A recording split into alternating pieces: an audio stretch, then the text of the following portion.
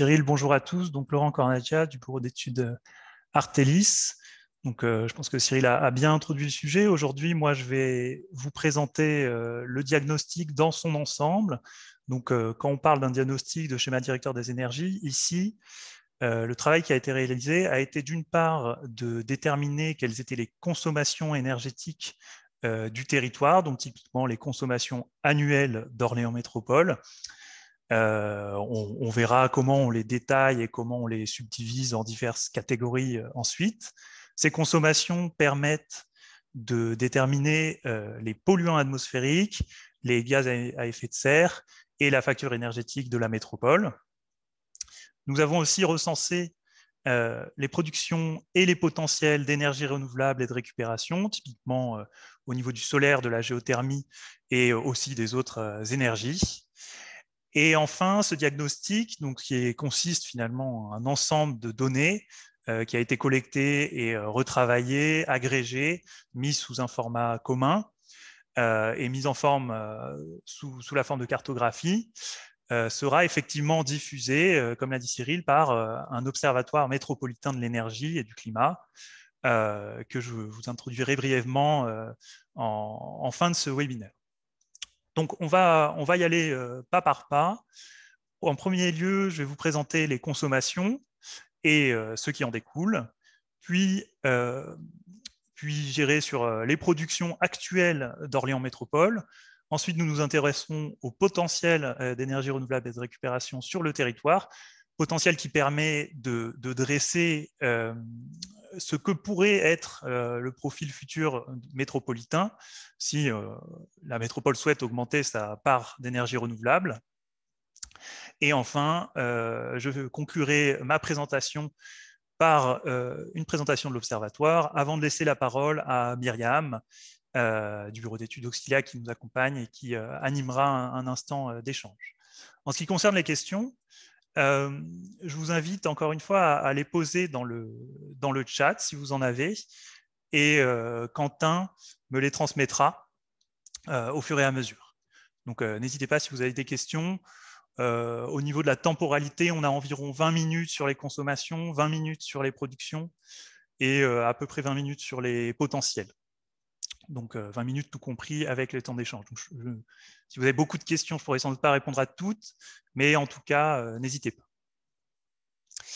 Donc pour commencer, on va s'intéresser un peu de méthodologie, comment on a fait pour dresser ce diagnostic énergétique.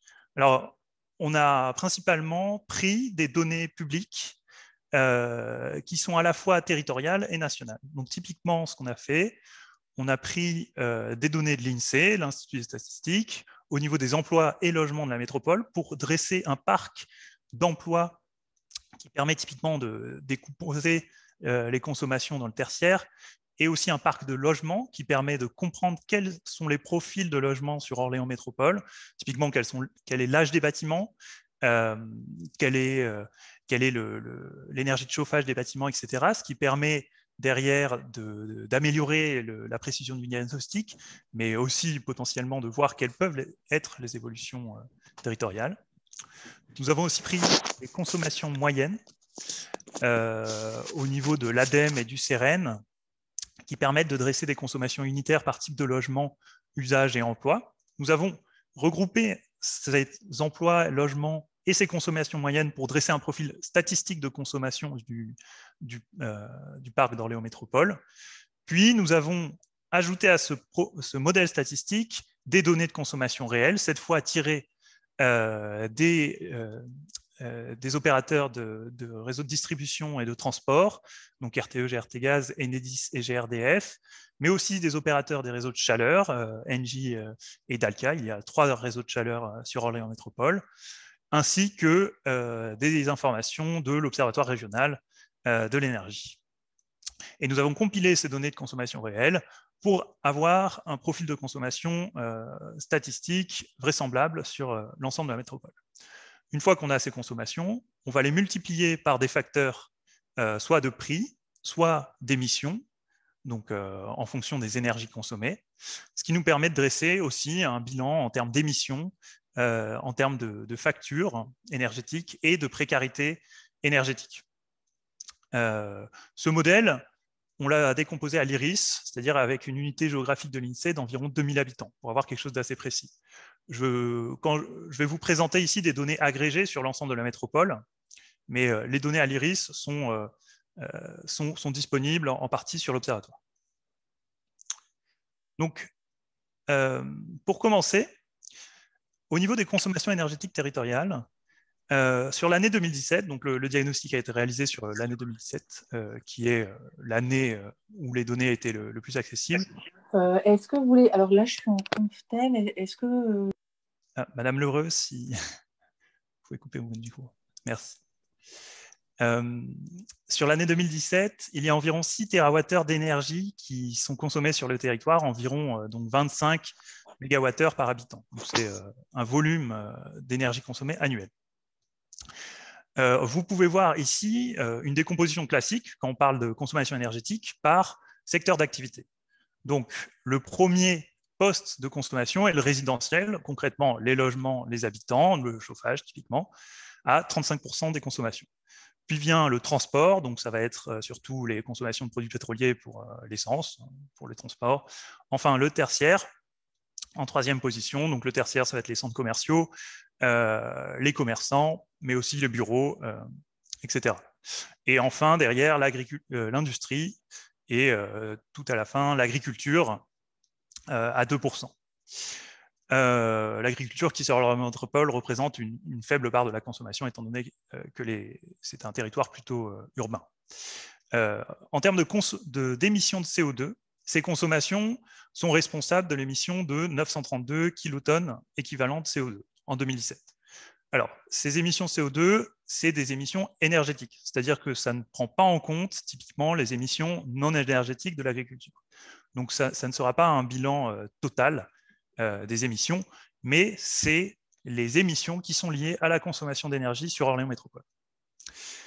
Au niveau de la facture, si on multiplie cette consommation par les prix de l'énergie, on évalue la facture territoriale à environ 550 millions d'euros en 2017. Si je poursuis la décomposition, donc on a vu une décomposition par secteur. Maintenant, on peut aussi faire cette décomposition par énergie. Donc, les différentes énergies qui sont recensées dans le cadre du schéma directeur des énergies sont l'électricité, puis le gaz naturel, le chauffage urbain, donc la chaleur issue des réseaux de chaleur d'Orléans Métropole, le bois, qui est en particulier ici le bois consommé par les particuliers, donc les chaudières biomasse chez les individus, le fuel, les produits pétroliers, majoritairement l'essence, autre NR, donc ça c'est un résidu, ça concerne typiquement le biocarburant, et le charbon qui a été laissé ici mais qui est nul. Ce qu'on peut voir sur cette figure, c'est il y a plusieurs informations. Donc tout d'abord, on peut voir quelles sont les énergies consommées majoritairement sur le territoire d'Orléans Métropole. Donc tout d'abord, le gaz naturel et l'énergie consommée majoritairement, ce qui n'est pas forcément le cas à l'échelle de la France. Mais sur Orléans Métropole, il y a un certain nombre de bâtiments au gaz. Puis vient l'électricité.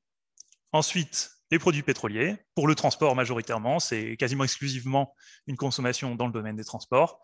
Et après, assez loin derrière, finalement, le fuel, puis le chauffage urbain et le bois pour les particuliers. La deuxième information qu'on peut voir ici, c'est l'évolution des consommations énergétiques.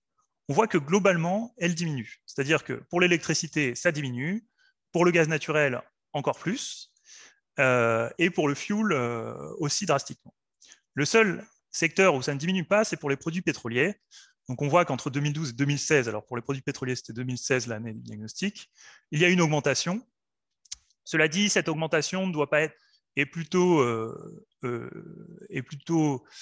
pas systémique et non tendancielle, c'est plutôt parce qu'en 2012, le trafic était plus bas. Donc il ne faut pas déduire que les consommations du transport augmentent tendanciellement, c'est plus ici un aléa. Je précise que ces consommations ne sont pas corrigées du climat. C'est-à-dire que les consommations énergétiques, évidemment, dépendent de l'année climatique. S'il fait chaud, vous allez avoir moins de consommation énergétique. Par contre, les années 2012 et 2017 sont finalement des années qui sont assez moyennes. C'est-à-dire qu'on a dressé un panel d'années climatiques et ce sont des années, je crois, qui sont un peu plus chaudes de mémoire. Mais voilà, ça représente pour le coup, pour l'électricité et le gaz naturel, on observe bien une tendance sur la baisse. Ensuite, au niveau des émissions de l'empreinte carbone, alors l'empreinte carbone plutôt, pas exactement l'empreinte carbone finalement, puisque c'est, comme je vous avais dit, c'est les émissions annuelles de CO2. Donc 932 kilotonnes équivalent de CO2. La répartition est différente vis-à-vis de la consommation énergétique, puisque forcément les énergies n'ont pas le même impact CO2. En premier poste, c'est bien le transport sur Orléans Métropole qui va émettre, en termes d'émissions énergétiques, encore une fois, le plus de CO2 à 44%, lié à la forte émissivité de l'essence. Au niveau d'Orléans Métropole, on a une moyenne d'à peu près 3,3 tonnes CO2 par an par habitant pour les émissions énergétiques. Encore une fois, ce n'est pas l'ensemble des émissions. Et au niveau de la France, ce chiffre se porte plutôt à 4,8. Cette différence est liée au fait que Orléans Métropole est un territoire urbain, donc avec des bâtiments, moins de maisons individuelles, plus de bâtiments collectifs qui peuvent consommer moins, et aussi territoire urbain dit aussi un peu moins de déplacements, donc au niveau des transports, moins de consommation. Donc c'est un territoire qui globalement émet moins que la moyenne française. Cela dit, ça reste un chiffre relativement important, surtout au vu des ambitions climatiques françaises. Donc, comme je vous l'ai dit, le petit encadré en bas, les émissions de GES présentées ici sont les consommations énergétiques et ne sont pas les émissions non énergétiques, notamment du secteur agricole et industriel. Et non plus les émissions importées liées, par exemple, quand vous installez un équipement à la production, à l'empreinte carbone liée à la production de cet équipement. C'est, on va dire, des émissions en instantané. Ensuite, sur la facture énergétique, donc ce chiffre de 551 millions d'euros, je vous l'ai présenté. Pour le coup, la facture énergétique suit un peu plus les consommations, avec quand même un secteur résidentiel qui est toujours le premier, mais un secteur des transports qui est quand même plus élevé vu le coût de l'essence, un secteur du tertiaire qui est un peu en retrait, en particulier puisque le tertiaire consomme pas mal d'électricité, qui est une énergie qui est un peu moins chère. Alors, en tout cas, dans l'année où on a pris ou dans l'année 2017. Donc la facture énergétique représente à peu près 4,2% du PIB du territoire. Pour le logement, on estime à 1 600 € par ménage les dépenses annuelles. Pour une année donc à peu près standard, donc c'est sur 2017, mais c'est une année qui n'est pas spécialement très chaude ou très froide. Cette facture de 1 600 € ne comptabilise pas le transport. Donc juste pour donner un ordre de grandeur, au niveau de la France, cet équivalent de facture, c'est 1 519 € par ménage. C'est lié en partie au fait, alors il y a une différence, mais qui n'est pas énorme. C'est en partie lié au fait que les ménages d'Orléans Métropole, a priori, se chauffent un peu plus au gaz naturel, ce qui peut accroître un peu la facture d'électricité. Mais bon, vu les variations des prix de l'énergie, ce n'est pas forcément une différence appuyée ici. On peut se dire qu'Orléans Métropole est plutôt un territoire moyen à cet égard. Ensuite, sur la qualité de l'air, donc d'autres indicateurs d'émissions, autres que les émissions de CO2. On voit tout d'abord en termes de NOx que le transport représente une large part, puisque pour le coup, c'est vraiment la consommation d'essence qui d'après les facteurs d'émissions que nous avons pris, qui sont issus du CITEPA, c'est bien l'essence qui est la plus émissive en NOx, d'où une prédominance assez forte du transport ici.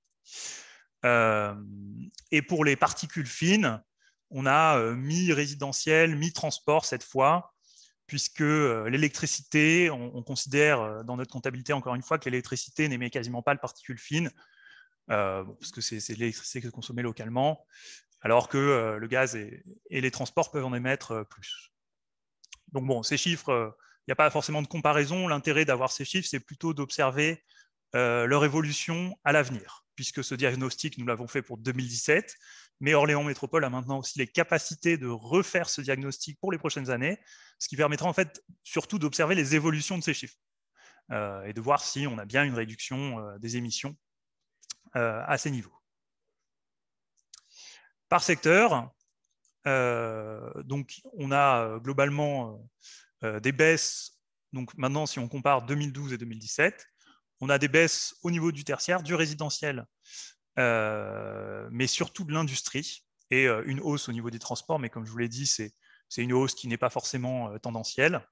La baisse tertiaire et résidentielle, elle est plutôt liée à une amélioration de l'efficacité des équipements et aussi à un bâti plus performant, et peut-être aussi à disons à des efforts un peu plus conséquents en termes de sobriété.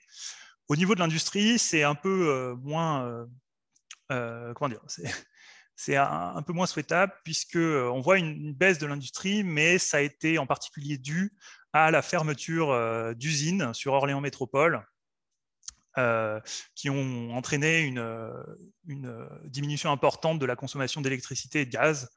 Donc, bon, c'est plutôt positif pour la diminution de consommation, mais ce n'est pas forcément quelque chose qui est souhaitable à l'échelle du territoire. Mais effectivement, l'industrie ici, on observe une baisse tendancielle assez importante. Au niveau des consommations du secteur résidentiel, donc en baisse, c'est 35% du total. On a fait aussi un découpé par usage. Et vous voyez ici que le chauffage, bon, comme partout, hein, ça a été fait à partir de consommation moyenne. Le chauffage représente la part la plus importante des consommations énergétiques, avec le gaz naturel en premier lieu. Puis viennent l'eau chaude sanitaire, ECS, l'électricité spécifique, donc tout ce qui est lumière, ordinateur et électroménager, et enfin la cuisson. Pour la consommation moyenne par logement, on a un strict équivalence entre Orléans Métropole et la France. Juste une petite mention sur le fait qu'Orléans Métropole a lancé le développement d'une boîte à outils de la rénovation, sachant que le territoire s'est fixé l'objectif d'atteindre un rythme de 2500 logements rénovés par an, puisque plusieurs choses peuvent être faites pour améliorer cette consommation, pour la diminuer, et en bonne position, vous en avez sans doute tous entendu parler, la rénovation énergétique, évidemment, permettrait une diminution des consommations énergétiques. Ce n'est pas le seul levier, mais c'est un levier qui est assez important, puisqu'il apporte aussi un bien-être en termes de confort, même si, effectivement, de l'autre côté, les coûts peuvent être importants. Mais Orléans Métropole s'est engagé dans le développement de la rénovation avec cette boîte à outils et un objectif chiffré. Au niveau du transport, donc on a une consommation de 27%, en hausse, encore une fois, pas forcément tendancielle. Vous avez ici le décomposé en bas à gauche de cette slide, des différentes. Donc on a décomposé pour le transport qu'est-ce qui consomme exactement, quelles sont les différentes sources de cette consommation. Et vous voyez que finalement, bon, alors la marche forcément ne consomme rien, les deux roues motrices non plus, mais les poids lourds un peu plus, et en particulier on a fait la sous-décomposition en termes de déplacement au sein de la métropole, arrivé au départ de la métropole ou en transit, donc qui passe par l'autoroute typiquement, donc les poids lourds représentent une consommation assez importante en termes de transit. Les bus aussi représentent une consommation, mais finalement assez faible, comme vous pouvez le voir, dans l'ensemble de la consommation des transports. Le tramway aussi est tout à fait faible face à l'ensemble de la consommation des transports. Mais ce qui va compter le plus, c'est vraiment les véhicules particuliers, diesel et essence, qui font une très très large part de la consommation des transports ici. Aussi, notez qu'Orléans Métropole s'engage vers une flotte de bus plus propre, avec une commande de 29 bus électriques pour fin 2021, et des études pour déterminer les meilleurs mix de motorisation à faible émission pour les acquisitions futures. Donc ça permettra en particulier au niveau de la consommation des bus ici, mais qui est une consommation sur laquelle Orléans Métropole a la main en direct, de diminuer.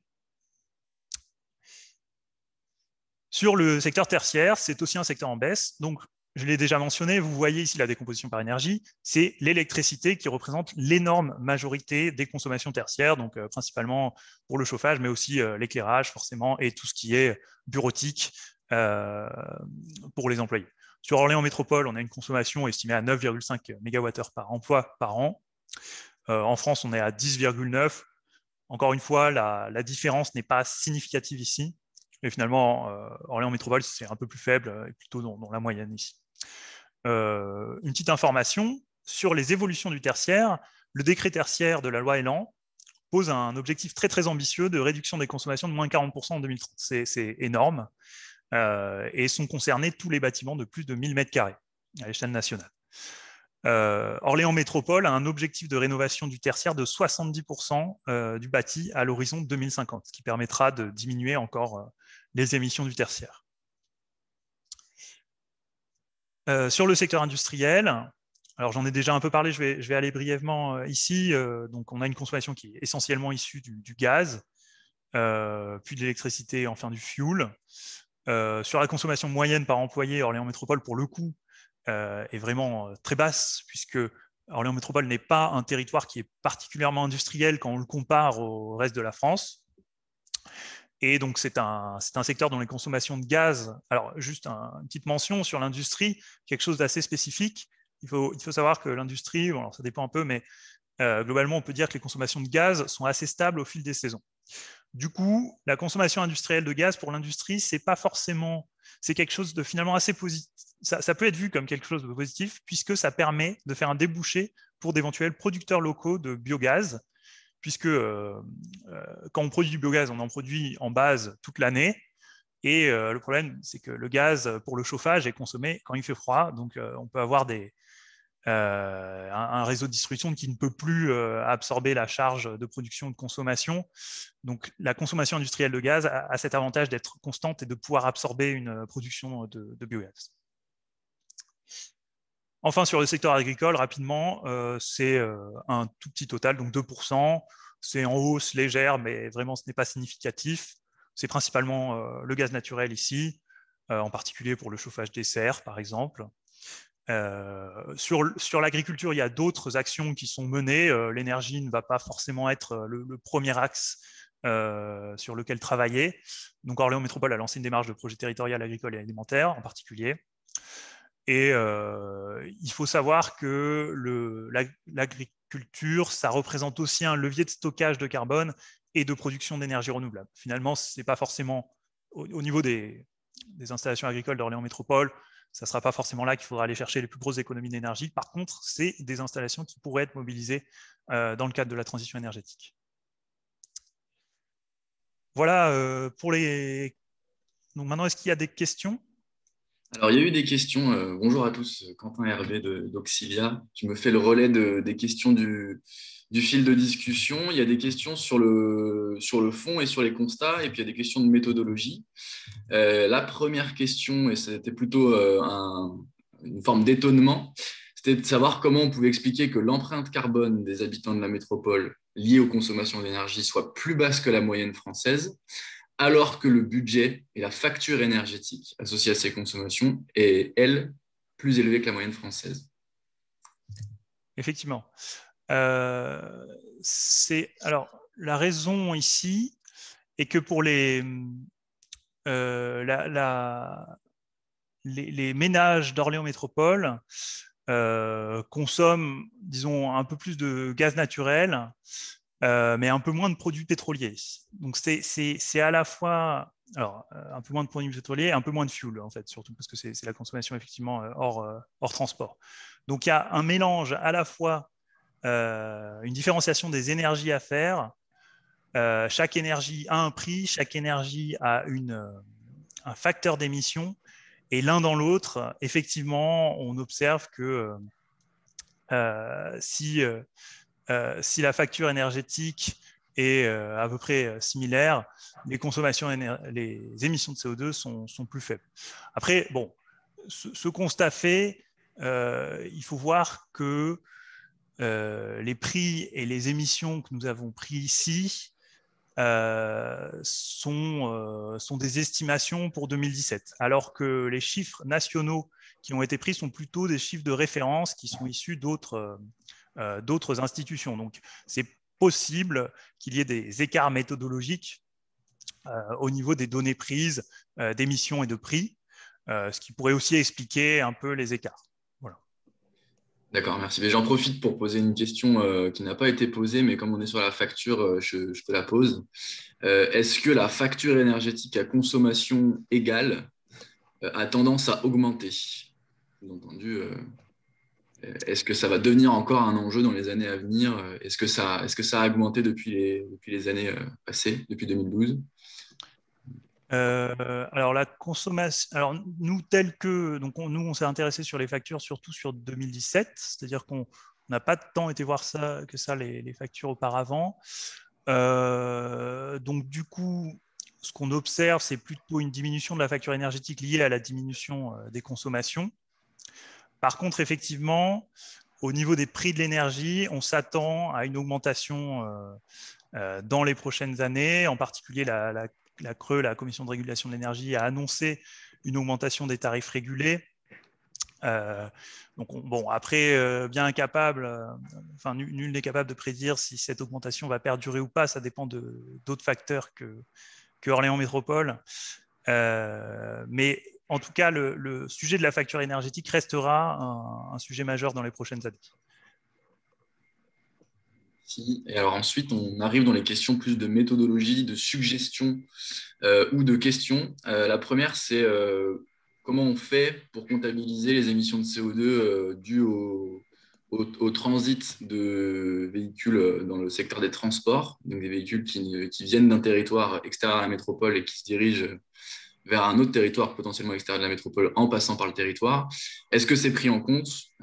Tu as apporté des éléments de réponse à ce sujet-là, il me semble, dans ton... Oui, alors je vais revenir sur ce slide, effectivement. Alors, ce découpage, donc, la méthodologie appliquée ici, nous avons pris les consommations des produits pétroliers de l'OREGES, de l'Observatoire régional, et nous avons couplé ces consommations à des sondages de déplacement sur le territoire. Donc, on a pris une enquête cordon et on a pris aussi des enquêtes ménage-déplacement qui permettaient d'estimer le nombre de véhicules et leur passage et la distance moyenne qui passaient par Orléans Métropole. Donc, dans le cas en particulier ici des transits des poids lourds, c'est une enquête cordon qui permet d'approximer un nombre de poids lourds qui va passer à travers Orléans Métropole. Et alors, ce qu'on a fait dans ce cas-là, c'est qu'on a compté, on va dire, la distance qu'il faisait sur le territoire d'Orléans Métropole. Donc, on a un certain nombre de kilomètres que parcourt chaque camion qui passe par Orléans Métropole moyen. On multiplie ce kilomètre par une émission au kilomètre en comptant que c'est du diesel et on obtient à la fin une estimation de la consommation du transit.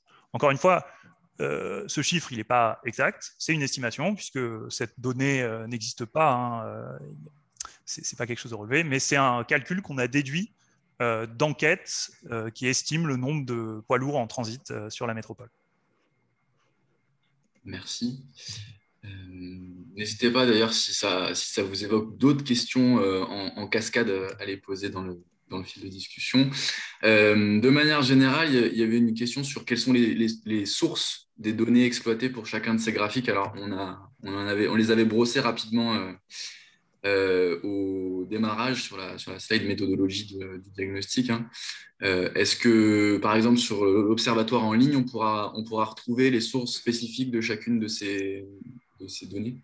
Oui, alors les sources, hein, je les reprécise rapidement sur cette présentation. Hop, voilà, vous les avez ici. Donc principalement, c'est les sources des distributeurs, mais bon, il y a un site du ministère de la Transition écologique qui les recense toutes. Et après, il y a les sources pour les consommations des réseaux de gaz, par contre, ont été transmises directement par les gestionnaires de réseaux pour les réseaux de chaleur, ont été transmises directement. Pour les sources des facteurs d'émission, c'est la base carbone ADEME et citez pas. Pour les prix, j'ai pas mis ici, mais c'est un ensemble de bases de données de prix. Donc c'est un peu, pour le coup, c'est un peu moins packagé. Il faut aller chercher pour chaque énergie une base de données différente. Et pour répondre à ta question, oui, sur l'observatoire, les sources seront précisées. En particulier, l'observatoire sera accompagné d'une note méthodologique précisant les sources avec les liens des sources pour chaque donnée. Donc, ça sera un document PDF qui sera accompagné de l'observatoire qui listera en fait les méthodologies et les sources utilisées. Merci. À nouveau, question méthodo. Est-ce qu'on peut avoir, on va dire, les facteurs d'émission de chacune des énergies qu'on a décrites, notamment pour l'électricité versus le gaz ou les produits pétroliers? Est-ce que tu peux nous rappeler rapidement chacune, peut-être pas les facteurs d'émission de tête comme ça, mais Ouais. le classement, on va dire, Hmm. des typologies de vecteurs énergétiques et de leurs émissions respectives. Alors, ce qu'on a considéré, donc on a pris les facteurs d'émission de la base carbone de l'ADEME. Si je reviens sur les différentes énergies, par exemple, voilà. Donc, alors effectivement, je ne les ai pas de tête. C'est à ma grande honte, mais bon, on ne les retient pas forcément. En gros, par contre, je peux vous donner le mérite, enfin l'ordre d'émission. Donc le fuel est l'énergie la plus émissive, pas loin des produits pétroliers. Ensuite vient le gaz naturel, puis derrière l'électricité, assez loin même. Puisque bon, le nucléaire en France permet d'avoir une électricité décarbonée en moyenne. Hein, c'est des facteurs d'émission moyens. On ne va pas regarder des profils de consommation, par exemple.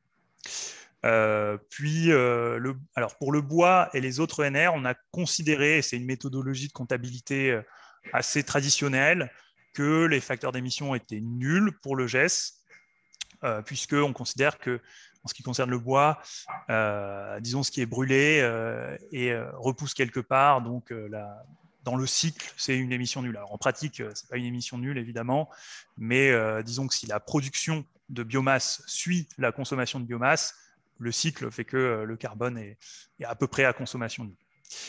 Pour le chauffage urbain, c'est un peu plus compliqué, puisque là, c'est en fait le chauffage urbain lui-même. Donc les réseaux de chaleur d'Orléans Métropole lui-même consomment des énergies pour fournir la chaleur. Et donc là, on a pris le mix des émissions carbone de chaque énergie consommée par le chauffage urbain. Donc ça dépend un peu des trois réseaux de chaleur. Je reviendrai dessus un peu plus tard, mais bon, principalement, ils sont à la biomasse en 2017. Donc bon, leur empreinte carbone n'est pas trop élevée, même s'il y a quand même une partie au gaz. D'accord. Et donc, alors après, on a des suggestions, mais qui n'amènent pas forcément de commentaires, notamment, est-ce qu'on pourrait proposer une facture énergétique en relation avec le chiffre d'affaires des secteurs et pas vraiment, et pas forcément les employés, qui serait jugé comme plus pertinent. Et oui, est-ce qu'on pourrait avoir les mini et les maxi plutôt que les valeurs moyennes pour se comparer à d'autres territoires en France? Donc, voilà, je ne sais pas si ça t'évoque des choses, ces deux points. Alors pour la première, c'est possible. Alors bon, c'est vrai que dans la comptabilité, nous on fait plutôt par emploi, mais par chiffre d'affaires, j'imagine que il n'y aurait pas de difficulté à le faire, si ce n'est qu'il faudrait trouver cette donnée du chiffre d'affaires. Nous honnêtement, on ne l'a pas cherché. Donc c'est de l'ordre du possible. Bon, voilà. Après, il faudrait que cet indicateur soit poussé par Orléans Métropole. Pour la deuxième question, le max par rapport aux moyennes, je ne suis pas sûr de comprendre quelles données ça concerne. Je sais pas C'était si... les comparaisons entre, je crois qu'en tout cas, je peux laisser la personne qui a posé la question me préciser si besoin, mais il me semble que ça évoquait les comparatifs qu'on avait fait justement entre Orléans Métropole et le reste du territoire national, mais sans certitude. Voilà. Après, les territoires sont peut-être tellement variés en France aussi. Il faudrait trouver une métropole de taille équivalente qui consommerait au maximum. Alors, ce triste classement, on ne l'a pas. Je ne sais même pas s'il existe, honnêtement. Je ne pense pas que... bon, je pense pas que pointer du doigt les pires consommateurs soit très constructif. Non, je peux pas... Au niveau des territoires, nous n'avons pas le classement des pires métropoles, hein, ou des meilleures métropoles d'ailleurs. Hein, c'est vrai que ça peut être dans l'autre sens. C'est pourquoi nous réalisons plutôt quelque chose de moyen. Ce que je peux dire, c'est que nous, à Artelis, on a fait des études sur quand même un certain nombre de métropoles maintenant. Orléans Métropole, de ce qu'on a vu, est plutôt une métropole moyenne quand même dans ses consommations et ses émissions, peut-être avec un secteur industriel qui est un peu en deçà des autres métropoles. Mais je dirais qu'il n'y a pas si on devait faire un classement des métropoles, je ne pense pas qu'Orléans Métropole serait à l'une des extrémités. Très bien. Alors, il y a une remarque sur le périmètre de ce dont on parle. Hein. On parle d'énergie aujourd'hui, strictement. Et donc, Monsieur Pascal Aran, je n'ai pas le nom entier, nous rappelle, et a raison, qu'il y a aussi des enjeux en termes de consommation sur l'agriculture et donc plutôt sur l'alimentation, notamment des habitants, qui représentent une empreinte carbone non négligeable au-delà des strictes consommations énergétiques. Et enfin, dernière question qu'on avait relevée, qui concernait les consommations d'électricité que tu montrais tout à l'heure. Est-ce qu'on a à l'intérieur une décomposition pour ce qui est du chauffage électrique pur, des consommations électriques des pompes à chaleur, aérothermiques ou géothermiques? Est-ce que dans le résidentiel, par exemple, voilà, on a ici, dans les consommations d'électricité, en fait aussi des consommations qui concernent un vecteur géothermie? Sur la décomposition, oui, on l'a. Mais on ne l'a pas incluse directement dans les... Alors, exactement. On ne l'a pas en termes de données brutes. C'est-à-dire que si vous allez chercher les consommations de pompe à chaleur géothermique, typique par exemple, vous n'allez pas avoir directement la donnée. Par contre, on peut les estimer et nous avons réalisé cette estimation, mais dans une étape plutôt après le diagnostic, pour voir les actions qui pouvaient être menées, par exemple. Donc, je dirais que cette information existe, mais n'est pas présente, que ce soit dans le diagnostic ou dans l'observatoire. Disons qu'elle est, parce que pour le coup, elle est assez estimée, et c'est vraiment une approximation qui sert plutôt à dessiner des profils. Je peux répondre sur le point particulier des pompes à chaleur géothermiques. À l'heure actuelle, sur Orléans Métropole, c'est une consommation très faible de pompes à chaleur géothermiques qu'on estime. Je crois, et je parle là quand même avec des gros guillemets, que la consommation est de l'ordre de quelques gigawattheures d'électricité. Donc là, vous avez la consommation énergétique en gigawattheures. Donc vous voyez quelques gigawattheures ici, c'est vraiment rien par rapport à l'ensemble de la métropole. Mais ça reste quelque chose d'assez faible. Merci beaucoup. Je vous propose de clôturer cette première session de questions-réponses, même si ça continue à réagir en commentaire, pour pouvoir passer à la suite et maintenir un peu le timing qu'on s'était donné. Merci Quentin. Du coup, je poursuis. Maintenant, si on parle de production énergétique, alors ça va aller un peu plus vite. Il y a moins de choses à dire sur la production. Donc, nous avons recensé plusieurs productions d'énergie renouvelable et de récupération sur les hauts territoires. Un petit rappel, je vais vous présenter ce graphe déjà. Vous voyez une production ici en électricité, en bois et en chaleur urbaine. Alors, la production de bois ici, c'est en fait la consommation de bois pour les particuliers que vous avez vu précédemment, mais qu'on peut aussi compter en production renouvelable. C'est-à-dire que ce volet-là va à la fois dans les consommations et dans les productions. Typiquement, si vous avez un territoire qui consomme 100% de bois, pour l'exemple, eh bien, on va dire qu'il produit, il est 100% renouvelable, donc il a une production énergétique de 100%. Donc il y a le bois qui reste à peu près stable. Finalement, la consommation de bois pour les particuliers n'augmente pas. On a une consommation d'électricité en 2012, une production d'énergie renouvelable d'électricité en 2012 qui existait, qui était principalement due à l'usine d'incinération des ordures ménagères à Saran, donc environ 40 gigawattheures de production d'électricité. Puis, vous voyez une progression de la production d'énergie renouvelable entre 2012 et 2017, qui est en fait principalement dû au verdissement des réseaux de chaleur. C'est-à-dire que les réseaux de chaleur d'Orléans Métropole sont passés d'un mix exclusivement gaz en 2012, alors gaz et fuel même, à un mixte avec beaucoup plus de biomasse, donc, et via des cogénérations. C'est-à-dire qu'il y a un réseau de chaleur qui s'est doté directement d'une cogénération, un autre réseau de chaleur qui a contractualisé avec une centrale de production biomasse. Et grâce à ces cogénérations, vous voyez la production de chaleur urbaine et d'électricité renouvelable qui augmente, donc pour doubler, ce qui fait à peu près doubler le bilan de production d'énergie renouvelable entre 2012 et 2017. Avec une production d'énergie renouvelable estimée donc à peu près à 513 gigawattheures par an, soit 8,6%. il y a une petite coquille sur le slide. La production est en augmentation depuis 2012, plus, bon, alors je n'ai pas le chiffre, mais c'est plus 100% plutôt. Et donc, comme je l'ai dit, c'est principalement dû aux cogénérations biomasse. Un petit récap sur les différents types de production.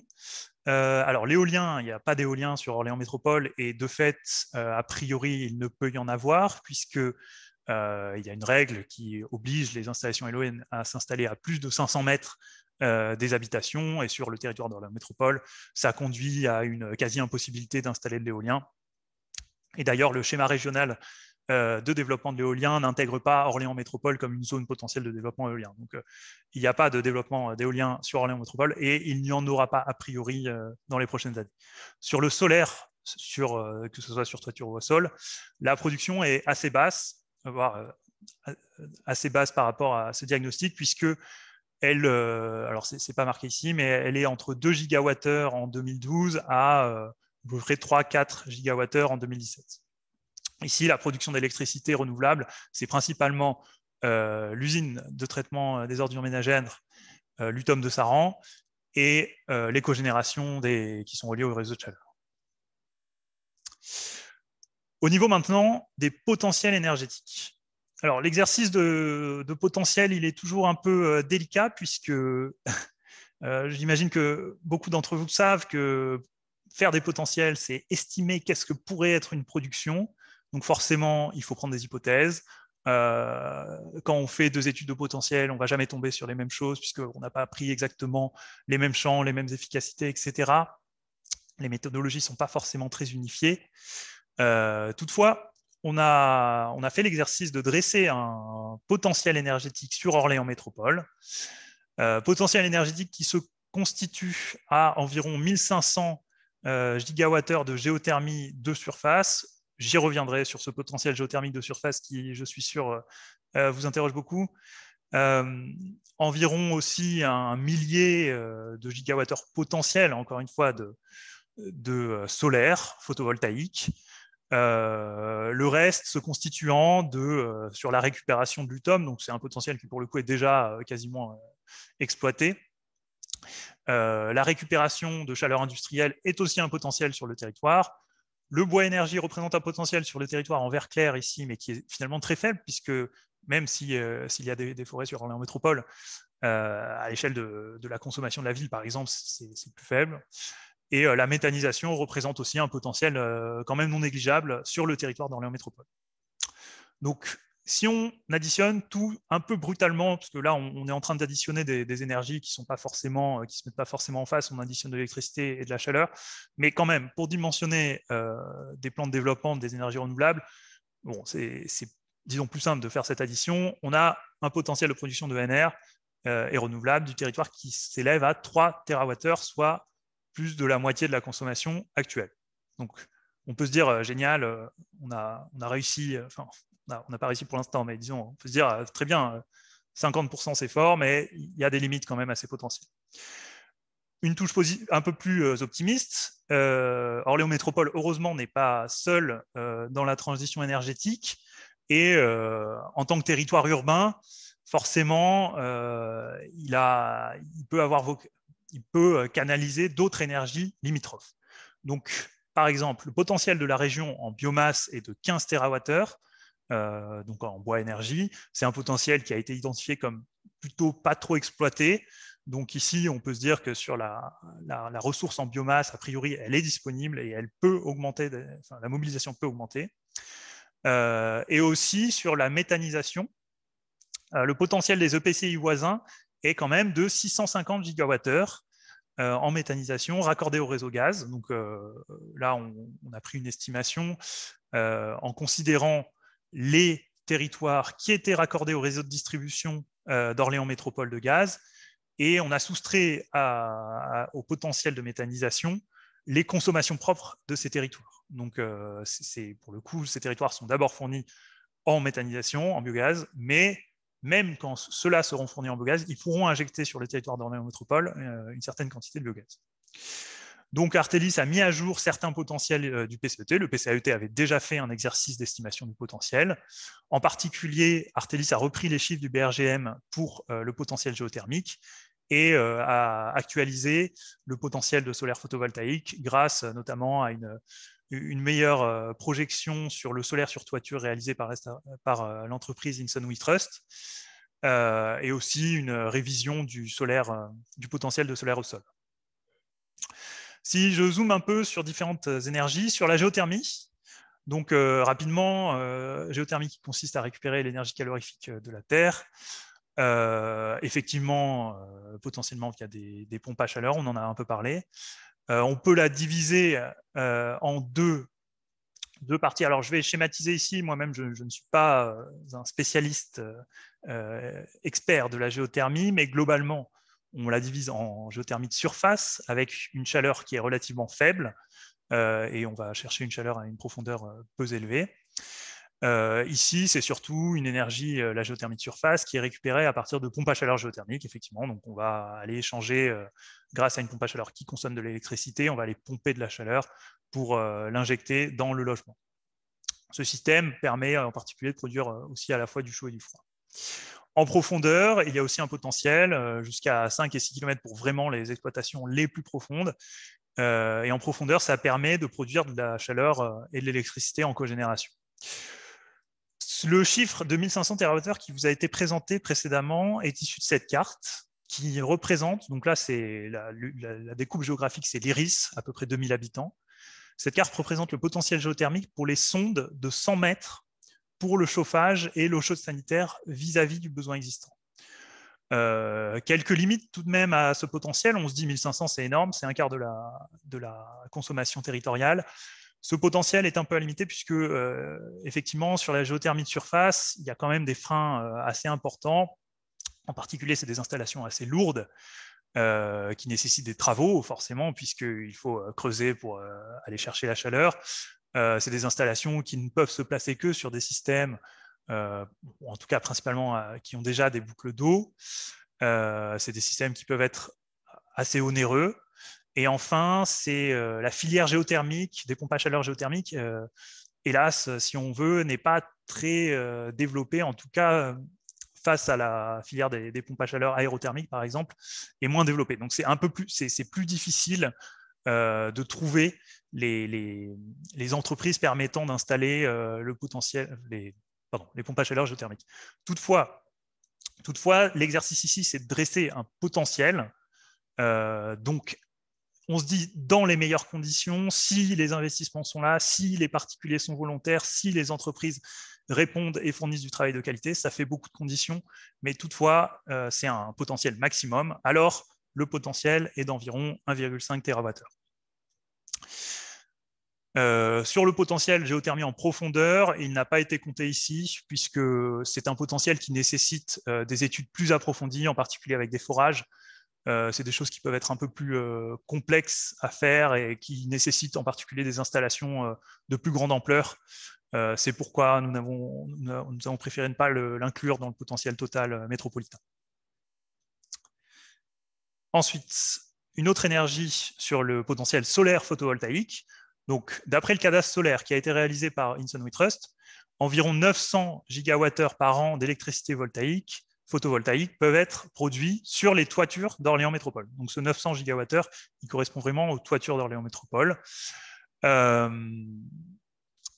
Donc c'est, encore une fois, ce 900 gigawattheures, sa plausibilité, bon, est-ce qu'on peut arriver à 900 gigawattheures sur Orléans Métropole? Il faudrait couvrir l'intégralité des toitures d'Orléans Métropole. Alors, bon, il y a quand même eu des limitations qui ont été dressées dans ce chiffre de 900 gigawattheures. On a exclu les toitures proches des monuments historiques, on a réduit les surfaces par rapport aux ombrages, par rapport aux difficultés géographiques d'installation. Voilà, il y a certaines toitures qui ne se prêtent pas à l'installation de solaire photovoltaïque. Toutefois, ça reste un potentiel vraiment maximum. Si toutes les conditions sont réunies, alors on peut arriver à 900 gigawattheures. Mais c'est quand même pour dire qu'il y a un potentiel assez important ici. Au niveau à ce potentiel des toitures, on peut ajouter, alors les chiffres ici ne sont pas actualisés, c'est des anciens chiffres. Je m'excuse pour la coquille, mais les chiffres actualisés, c'est plutôt environ 250 gigawattheures par an pour le photovoltaïque au sol, donc ce n'est pas 141, c'est 250, et environ 30 gigawattheures pour le photovoltaïque sur parking. J'attire votre attention, je ne sais pas si on aura le temps d'aller le voir directement, mais sur le fait que sur l'observatoire est disponible le potentiel sur toiture d'Orléans Métropole. Donc, vous pouvez aller sur l'observatoire, zoomer sur votre bâtiment industriel, si vous êtes un entrepreneur, ou votre résidence particulière, et voir l'estimation de votre potentiel de production photovoltaïque. Et alors, si vous voulez plus de détails, Inson WeTrust a réalisé un cadastre au mètre carré. Donc, vous voyez ici un zoom en bas à droite de l'image, où Orléans Métropole a dans ses bases de données les consommations, les productions potentielles au mètre carré de vos toitures. Donc là, ça va être l'irradiation, ça ne sera pas directement l'électricité, mais ça peut vous donner des indications. Donc là, typiquement, vous voyez sur le bâtiment ici qu'un des côtés est moins producteur que l'autre, lié à l'orientation du panneau photovoltaïque. Par contre, sur l'observatoire, vous n'avez pas directement accès à cette production potentielle au mètre carré, parce que c'était une carte qui était trop lourde à mettre en place sur l'infrastructure web. Par contre, ces données peuvent être demandées à Orléans Métropole. Donc, quand vous allez sur l'observatoire, vous zoomez sur votre toiture, vous avez un identifiant de bâtiment et vous pouvez contacter Orléans Métropole avec votre identifiant pour avoir le détail au mètre carré.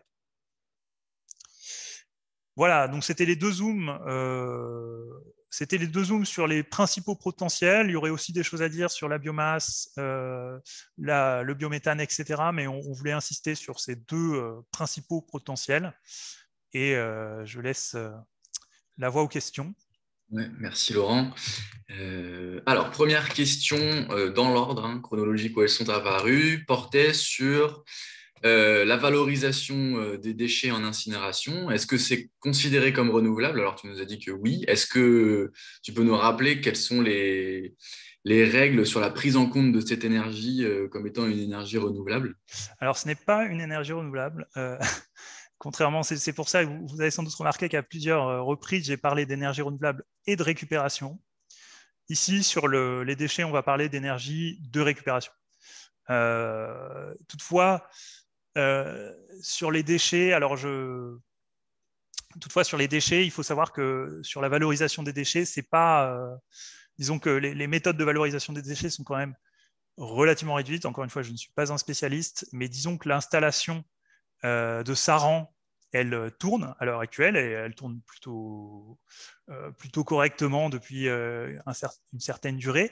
Pour l'instant, si vous voulez, il faut voir cette énergie de récupération comme une récupération de chaleur qui, de toute façon, serait perdue. C'est-à-dire qu'à l'heure actuelle, l'UTOM de Saran, il produit environ 200 gigawattheures de chaleur via l'incinération des déchets.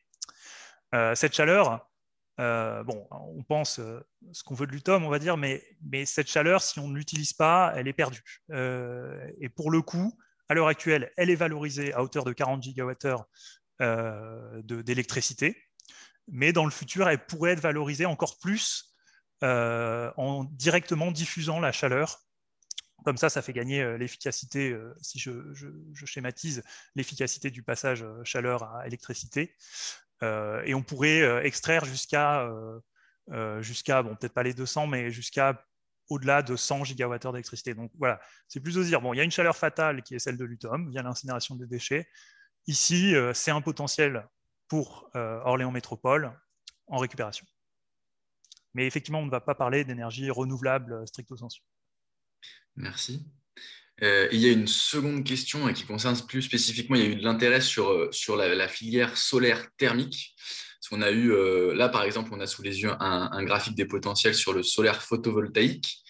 Ce qui était dit, c'était que notamment du fait que le photovoltaïque vient en substitution d'une électricité des réseaux qui est a priori déjà décarbonée, est-ce qu'il n'y avait pas aussi intérêt à se concentrer sur le solaire thermique qui pourrait venir en substitution de modes énergétiques plus carbonés? Et si oui, est-ce qu'on a une idée des potentiels sur Orléans? Oui, alors la réponse est oui, clairement. Alors, sur la décarbonation du mix électrique, il faut faire un peu attention, puisque je ne vais pas rentrer dans le débat du mix électrique français et des mix électriques voisins, mais voilà, il y a quand même un réseau européen interconnecté À Artelis, on fait plusieurs études là-dessus. Quand on produit plus de solaire en France, ça diminue les émissions des voisins. Pour des parts faibles de renouvelables. Voilà. Après, quand on part dans des parts importantes de renouvelables, c'est plus la même histoire. Voilà. Par contre, c'est effectivement une très bonne remarque de dire que le solaire thermique est aussi un potentiel.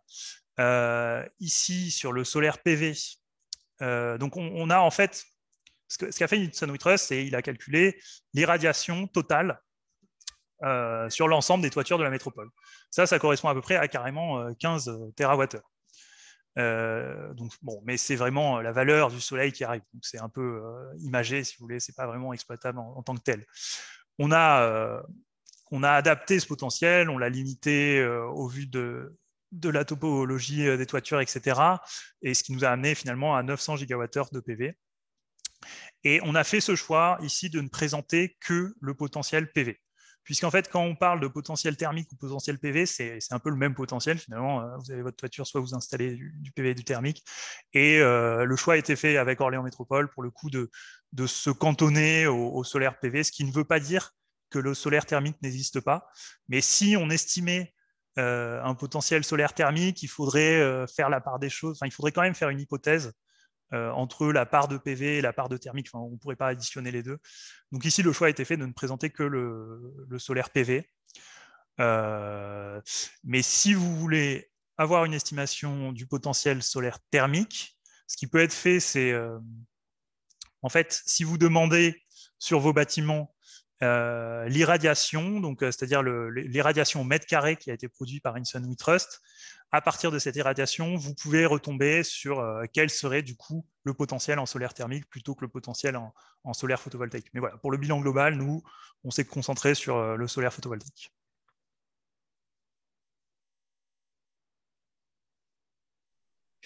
Merci pour ces réponses. Ça réagit à nouveau dans le fil de discussion, notamment sur le biométhane. Est-ce que les gisements de biométhane sont en concurrence avec éventuellement les déchets qui sont actuellement incinérés? Ça, c'est une question un peu précise. Je ne sais pas si tu as la réponse. J'ai un début de réponse qui est qu'actuellement, de mémoire, les potentiels biométhane ont été évalués en recensant les déchets de certains types de ménages. Et à ma connaissance, ils n'ont effectivement pas regardé si ces déchets allaient dans l'UTOM ou pas. Mais je pense qu'une part non négligeable de ces déchets ne va pas directement dans l'UTOM. Donc, il y a sans doute une concurrence, mais je ne pense pas qu'elle soit rédhibitoire. Alors, en tout cas, sur le territoire de la métropole, je vous avoue que je n'ai pas la réponse directe. Sur les territoires voisins, par contre, je pense que là, c'est des potentiels qui sont beaucoup plus disponibles, puisque pour le coup, il n'y a pas forcément de gros centres de gestion des déchets comme il peut y avoir sur Orléans Métropole. Voilà. Mais c'est vrai que sur Orléans Métropole, effectivement, il peut y avoir une intersection entre les deux, mais on ne l'a pas estimé. D'accord. Merci. Et puis, allez, dernière question avant de passer à la suite. Question de Bertrand, ou plutôt suggestion, je ne sais pas si tu peux donner ton avis sur le fait que le photovoltaïque ne fera pas baisser la consommation de produits pétroliers de la métropole. Est-ce que tu es d'accord avec cette affirmation? Oui, c'est tout à fait vrai, mais Est-ce qu'on peut imaginer qu'il y a un report pour le transport sur l'électricité? c'est du bon sens, effectivement, mais en fait, ce qu'il faut, nous, dans la comptabilité, il faut bien différencier les consommations des productions. C'est-à-dire que si on produit, en fait, bon, si je schématise, Orléans Métropole pourrait produire 100% de son énergie en solaire photovoltaïque et quand même consommer des produits pétroliers. Est-ce que ça en ferait une région 100% ENR?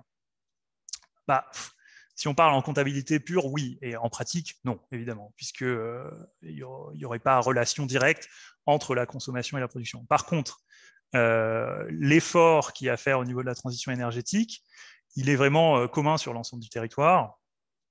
Et si Orléans Métropole, si les productions d'Orléans Métropole ne se mettent pas totalement en phase de ces consommations, on va dire c'est pas forcément très grave, parce que d'une part, c'est pas possible pour Orléans Métropole de produire exactement l'ensemble de ces consommations, ou alors, bon, ça serait, disons, très difficile.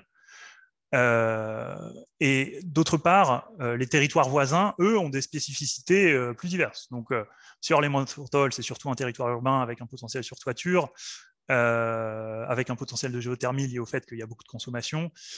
Les territoires voisins ont d'autres spécificités et eux peuvent produire d'autres énergies. Et enfin, sur la mobilité en particulier, effectivement, l'effort à faire sur la mobilité en termes de réduction de pétrole, de consommation de pétrole, c'est directement sur la mobilité, c'est sur la consommation qu'il faut agir.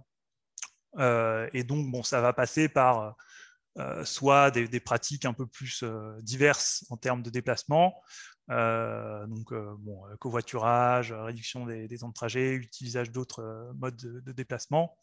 Mais ça peut aussi passer par un changement de vecteur énergétique en termes de la voiture électrique, concrètement, ou d'autres types de motorisation.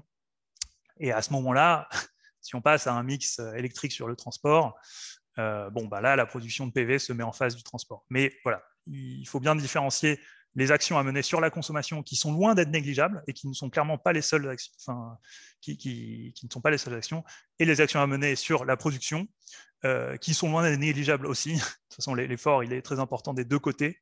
Mais voilà, il ne faut pas forcément associer les deux. Après, évidemment, il faut prioriser. Est-ce que plutôt le solaire ou plutôt la mobilité? Ça, ce n'est pas au bureau d'études de trancher.